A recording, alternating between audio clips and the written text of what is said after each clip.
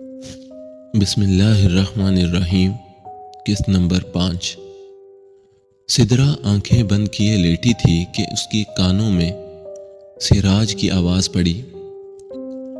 اس نے آنکھیں کھول کر سراج کی طرف دیکھا تو وہ سو رہا تھا اور نیند میں کچھ بڑبڑا رہا تھا، جس کی سدرا ٹھیک سے سمجھ نہ پا رہی تھی۔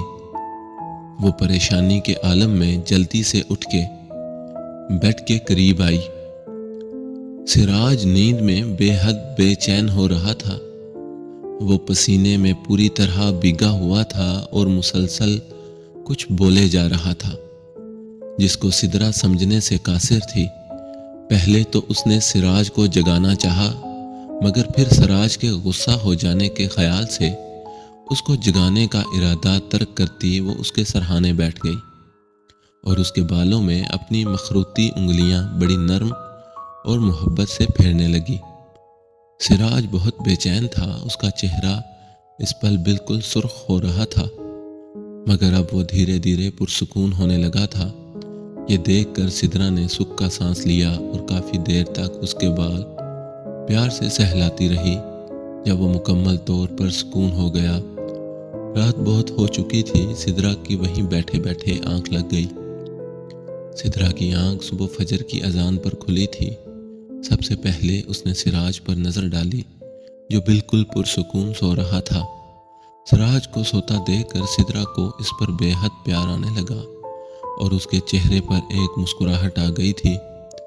سدرا نے ذرا جھک کر سراج کا دایاں گال چوم لیا اور پھر بایاں گال بھی چوم لیا۔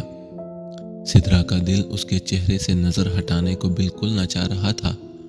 اس کا دل تو چاہ رہا تھا کہ اسی پل میں صدیاں بیت جائیں، اور اب سدرا نے بے حد پیار سے اس کی ٹھوڑی کو بھی چوما اور پھر سراج کا کمبل درست کرتی وہ وضو کرنے واش روم کی طرف چل دی۔ نماز ادا کرنے اور قرآن پاک پڑھنے کے بعد وہ کمرے سے باہر لان میں آ گئی تھی۔ صبح صبح سرسبز پودوں کے بیچ بیٹھنا اس کو بہت اچھا لگ رہا تھا۔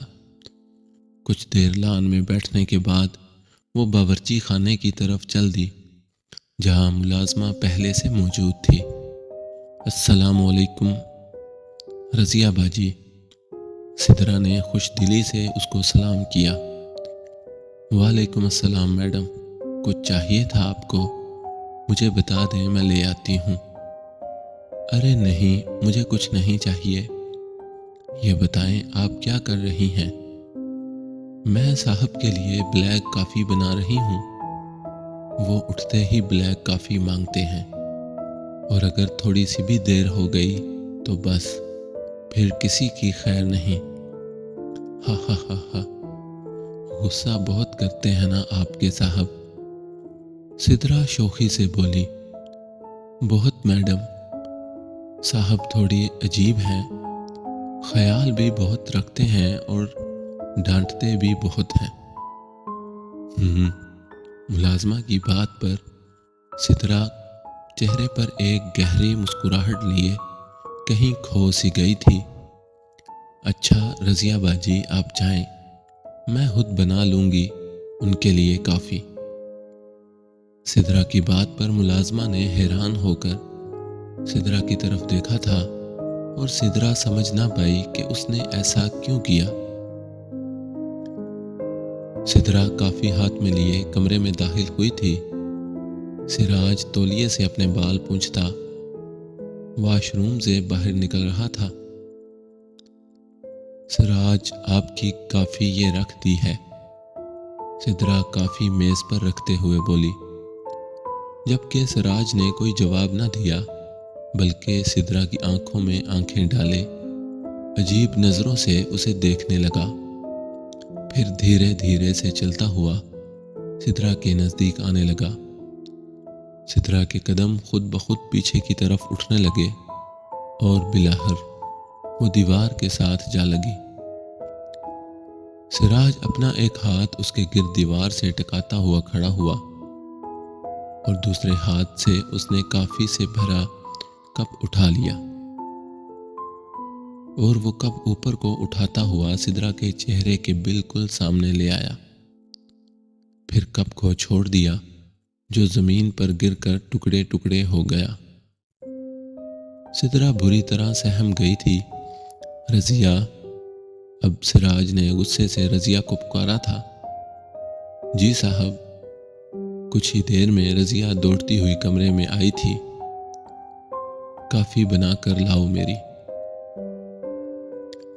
جی صاحب ابھی لائی۔ ملازمہ کمرے سے جا چکی تھی اور سراج سدرا کی طرف دیکھے انتہائی اطمینان سے تیار ہونے میں مصروف ہو گیا، جبکہ سراج کا رویہ دیکھ کر سدرا کی آنکھوں میں آنسو آ گئے تھے۔ دوپہر کے 2 بج رہے تھے۔ سدرا ٹی وی لاؤنج میں بیٹھی، اس کا دل بے حد اداس ہو رہا تھا۔ اس کو کچھ بھی اچھا نہ لگ رہا تھا۔ وہ ٹی وی بند کرتی باہر لان کی طرف چل دی۔ اس کو پھول پودوں سے بہت لگاؤ تھا۔ وہ لان میں موجود کرسیوں میں سے ایک کرسی پر بیٹھ گئی۔ وہاں ایک عمر رسیدہ مالی پودوں کو پانی دینے میں مصروف تھا۔ سدرا کو اس ضعیف بندے پر بہت رحم آیا۔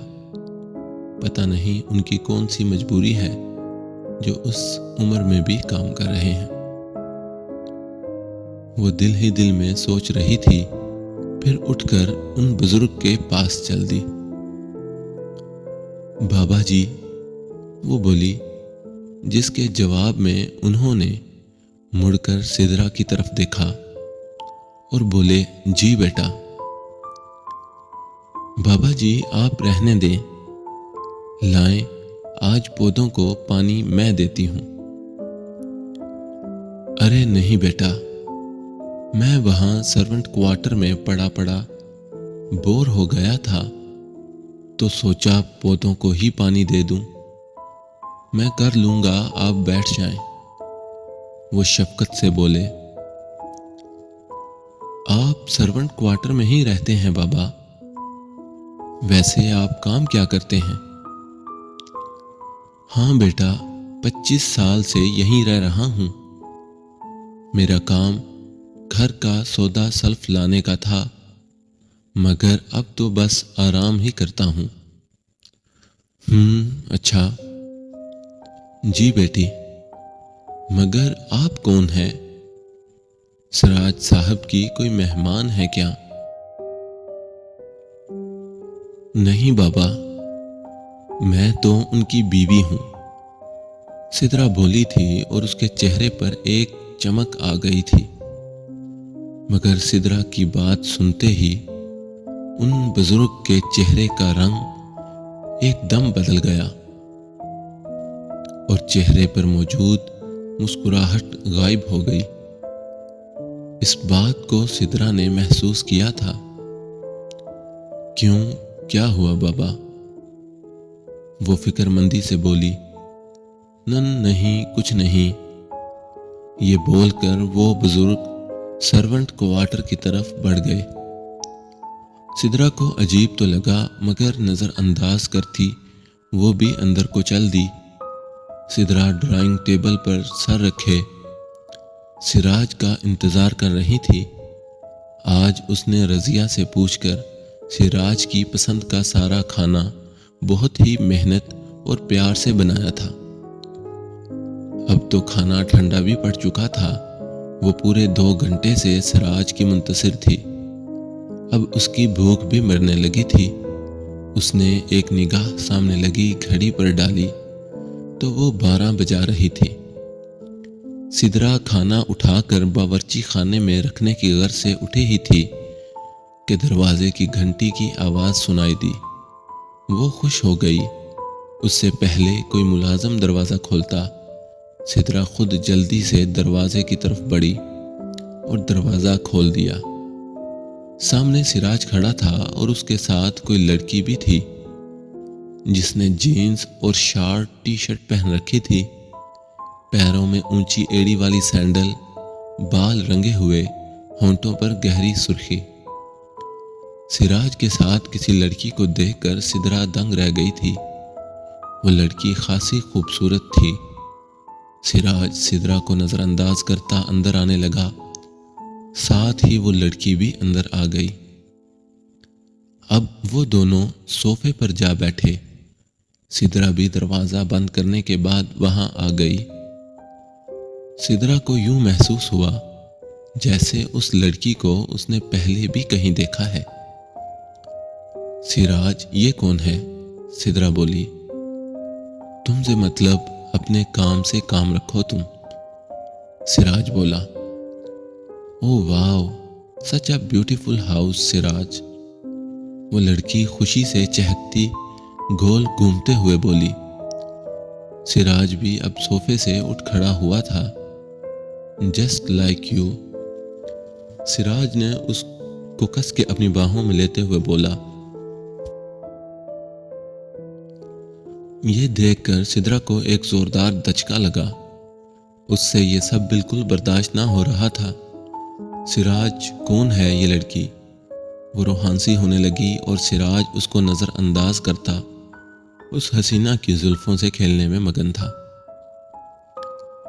اب تو سدرا کی حد ہونے لگی، اس کا دل بری طرح سے دکھا۔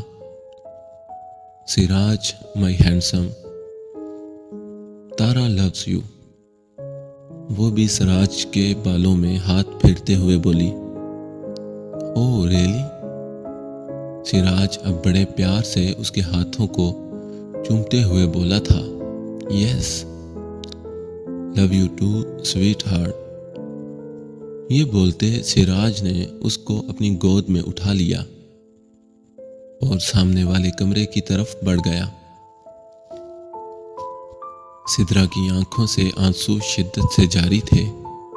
وہ ان دونوں کو کمرے کی طرف جاتا دیکھتی رہی اور ان کے اندر چلے جانے کے بعد کافی دیر وہیں اسی طرح کھڑی رہی۔ اس کا دماغ سن ہونے لگا تھا اور پھر بھاگتے ہوئے وہ اپنے کمرے میں آ گئی۔ سدرا کمرے میں آ کر کمرے کے دروازے سے ٹیک لگائے رونے لگی۔ اب وہ وہیں نیچے ہی بیٹھ گئی اور کتنی ہی دیر ایسے روتی رہی۔ میں کتنا ترس رہی ہوں سراج کے منہ سے دو پیار بھرے الفاظ سننے کو، اور اس لڑکی کو کتنی آسانی سے یہ سب سننے کو مل گیا۔ سدرا خود سے مخاطب تھی۔ وہ رو رو کر ہلکان ہو چکی تھی۔ اب وہ اٹھی اور سامنے دیوار پہ لگی سراج کی بڑی سی تصویر کے سامنے جا کھڑی ہوئی۔ کیوں سراج، کیوں ایسا کرتے ہیں آپ میرے ساتھ، جبکہ میں تو آپ سے کتنا پیار کرتی ہوں؟ میں بات نہیں کروں گی اب آپ سے، ہاں، بہت گندے ہیں آپ۔ سدرا اپنا ایک ہاتھ تصویر میں موجود سراج کے چہرے پر رکھتے ہوئے معصومیت سے بولی، مگر آپ، واقعی آپ کو کیا فرق پڑنے والا ہے؟ آپ تو ہنسیں بس۔ یہ بولتے وہ پھوٹ پھوٹ کر رو دی اور تصویر کے سہارے نیچے بیٹھتی گئی، پھر وہیں فرش پر ہی لیٹ گئی اور اسی طرح نہ جانے کتنی دیر سسکتی رہی۔ جب وہ اس کمرے میں ہونے والے منظر کا سوچتی تو اس کا دل تو کیا روح تک جلنے لگتی۔ 3 گھنٹے گزر چکے تھے۔ سدرا کی آنکھیں بالکل سرخ ہو رہی تھیں اور سوج بھی گئی تھیں، اور رونے کی وجہ سے اس کی خوبصورت آنکھیں اور بھی خوبصورت ہو گئی تھیں۔ آج کی ہونے والی بات سے اس کے دل پر بہت بری چوٹ لگی تھی، جس وجہ سے وہ بخار میں تپنے لگی تھی، مگر وہ اٹھی، وضو کر کے تہجد ادا کرنے لگی۔ اس نے رب کے حضور سراج کے خلاف سارا شکوہ کہہ سنایا تھا۔ اب اس کو اپنا دل کچھ ہلکا ہوتا محسوس ہوا تھا۔ پوری رات وہ آگ میں جلی تھی۔ اب اس کے سوچنے سمجھنے کی صلاحیت نے ذرا کام کیا تو اس کو یاد آ گیا کہ اس لڑکی کو اس نے کہاں دیکھا ہے۔ دراصل وہ معروف اداکار و ماڈل تارا جمیل اور سدرا نے اس کا چہرہ اکثر ڈراموں میں دیکھا تھا۔ جاری ہے۔